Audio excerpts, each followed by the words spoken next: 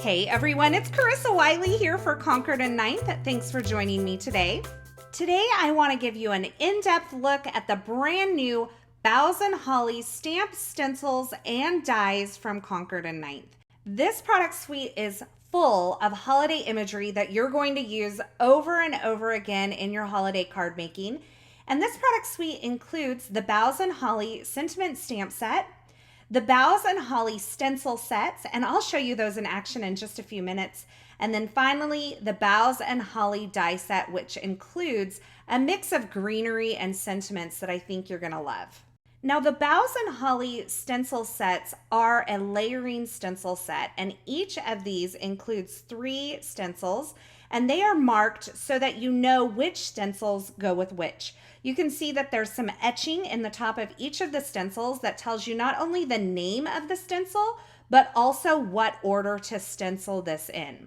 There are also registration marks in the corners of each of these stencils to help you line up an A2 size card front so that you can center it right on your card front. Now, there are 2 different stencil sets within this Boughs Holly product suite, and one creates this gorgeous greenery wreath and the other this greenery background. And I love that these were designed to coordinate so well with not only the stamp set, because you can see there are a variety of different sentiments that fit within those areas on the greenery background, but it also coordinates so well with that greenery wreath as well. Now let's have a look at all of the die cuts that are created with this Boughs Holly die set. You can see there are a variety of different greenery pieces that can be layered on top of each other in 2 different colors to add extra dimension and extra color to your greenery, or you can use them on their own to create different looking pieces. So you can see I'm just layering up all these different pieces. I've cut them in both evergreen and parsley to create a multicolored and dimensional effect with these die cuts. And there are also some great banner style sentiments that you can die cut from any color of cardstock and layer on the solid background that's included as well. There are also some holly leaves, berry sprigs, and berries that you can die cut from various colors of cardstock.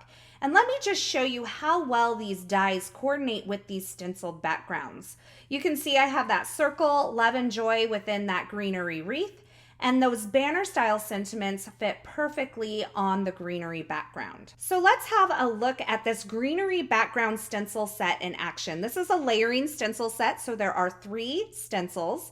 And I am just lining up this A2 size card front with the registration marks that are etched in the stencil. And I'm starting with stencil number 1. And it's hard to see in the video, but each of these stencils is labeled with not only the name of the stencil, but also the number of stencil. I have used some low-tack tape to hold my card front in place on the back side of the stencil, and I'm starting out with some sea glass ink and blending over the entire area of the stencil. Now, this stencil was designed as kind of a 2-step stencil. So I'm not only going to stencil it in this direction, but when I'm done with my first color, I'm going to rotate this stencil 180 degrees and then ink blend over the top of it in another green color. And this is going to give a lot of depth, dimension, and color variation to this pattern that it creates on your card front. So I've not done any masking on this stencil. I'm simply just doing some simple ink blending using that sea glass ink. Now I'm going to speed this up a little bit because I'm just doing some simple and basic ink blending. And once I've finished ink blending over this entire stencil, I'm going to kind of wipe it down to keep my hands clean, and I'm rotating the stencil 180 degrees. I'm lining the stencil back up with the registration marks that are in the corner of the stencil. And now I'm coming in with some Concord and Ninth evergreen ink and blending in a second green color. Now you're going to notice that the pattern builds on itself, and I think that is the genius design behind these turnabout style stencils. You're going to notice that as you stencil, some of the areas are going to overlap, and that's really just going to add some beautiful dimension to your ink blended panel. So you can get really fancy with your ink blending, but I'm just doing some solid ink blending here today, and I'm making sure that I kind of wipe down my stencil to keep my hands clean. Now I'm moving on to stencil number 2. Once again, I am just lining up my A2 size card front with the registration marks that are in the corner of the stencil. And I've ink blended this first layer with grapefruit ink.